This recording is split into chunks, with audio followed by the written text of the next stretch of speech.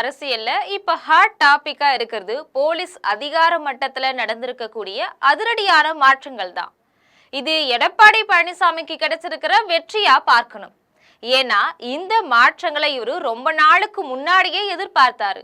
அது நடக்காததால டெல்லி பாஜக தலைமை மேல எடப்பாடியார் ஏகப்பட்ட எரிச்சல்ல இருந்தாரு.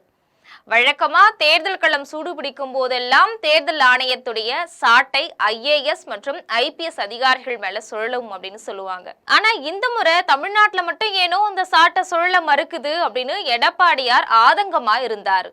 தேர்தல் தேதி அறிவிக்கப்பட்டு நடத்தை விதிகளும் அமலுக்கு வந்துருச்சு. இந்த நிலையில தமிழக தலைமை தேர்தல் அதிகாரி அர்ச்சனா பட்நாயக் எல்லா கட்சிகளுடனும் தலைமை செயலகத்துல ஆலோசனை நடத்தினாங்க.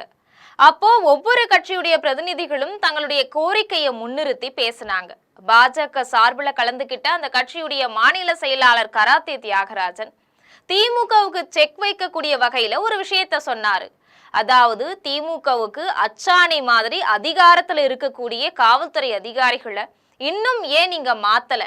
குறிப்பா உளவுத்துறை ஐஜியாக இருக்கக்கூடிய செந்தில்வேலன் உளவுத்துறையுடைய ADGP பதவியையும் கூடுதல் பொறுப்பா கவனிச்சுட்டு வந்தாரு. இப்போ உளவுத்துறையுடைய ADGP பதவியை DGP-யாக அப்கிரேட் செஞ்சு உளவுத்துறையுடைய DGP-யாக நியமித்துள்ளதாகவும், ஆனா உளவுத்துறையுடைய IG மாற்றப்படவில்லை அப்படின்னும், DGP நியமிக்கப்பட்டாலும் இன்னும் அதிகாரம் முழுக்க IG கிட்ட தான் இருக்கிறதாகவும் தலைமை தேர்தல் அதிகாரி கிட்ட கராத்தே தியாகராஜன் குற்றம் சாட்டியிருந்தாரு. மேற்கு வங்கம் போன்ற மாநிலங்கள்ல தேர்தல் அறிவிக்கிறதுக்கு முன்னாடியே டாப் லெவல் அதிகாரிகள் உடனுக்குடன் மாற்றப்பட்டாங்க. ஆனா தமிழ்நாட்டுல மட்டும் நிலைமை தலைகீழா இருக்குது அப்படின்னு அதிமுக காரங்க கவலைப்படுறாங்க. குறிப்பா தமிழ்நாட்டுல நிரந்தர DGP இல்லாம கூடுதல் பொறுப்புல மட்டுமே அதிகாரிங்க இருக்கக்கூடிய நிலையில தேர்தல் ஆணையம் மௌனம் காத்தது எடப்பாடியார் தரப்ப ஏகத்துக்கும் எகிர வச்சது.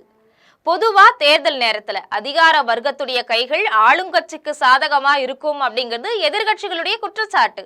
இதை சரி செய்யறதுக்காகவே தேர்தல் ஆணையம் முக்கியமான அதிகாரிகளை மாற்றம் செய்யும்.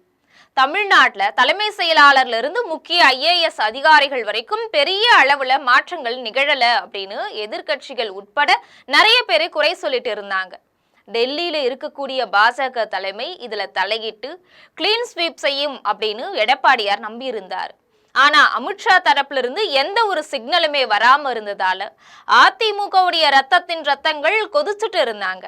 அதிமுகவினருடைய மனப்புண்ணுக்கு ஒத்தடம் தர்ற மாதிரி திடீர்னு நேற்று மாலை DGP நியமனம், போலீஸ் அதிகாரிகள் மாற்றம் அப்படின்னு அதிரடியான அறிவிப்புகளை தேர்தல் ஆணையம் வெளியிட்டுச்சு.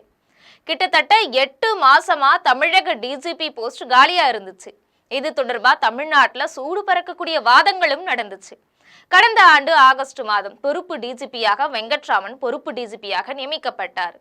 அவர் அதிரடியா மாற்றம் செய்யப்பட்டு சட்டம் ஒழுங்கு DGP-யாக சந்தீப் ரத்தோரை தேர்தல் ஆணையம் நியமிச்சிருக்கு.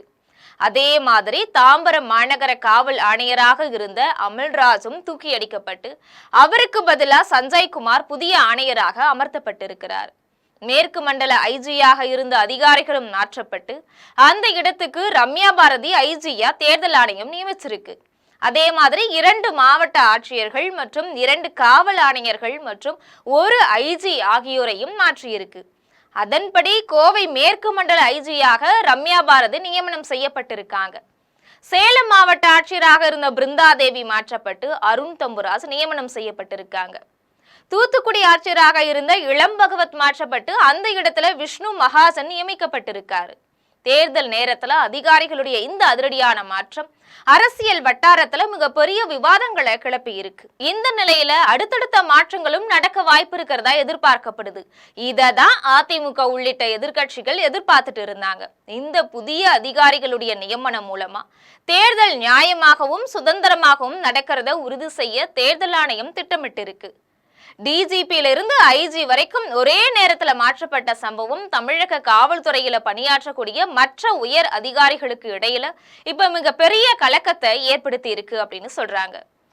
இது போன்ற அரசியல் பின்னணி செய்திகளை உடனுக்குடன் தெரிந்து கொள்ள ஜெம் தொலைக்காட்சியுடன் எப்பொழுதும் தொடர்பில் இருங்கள். நன்றி.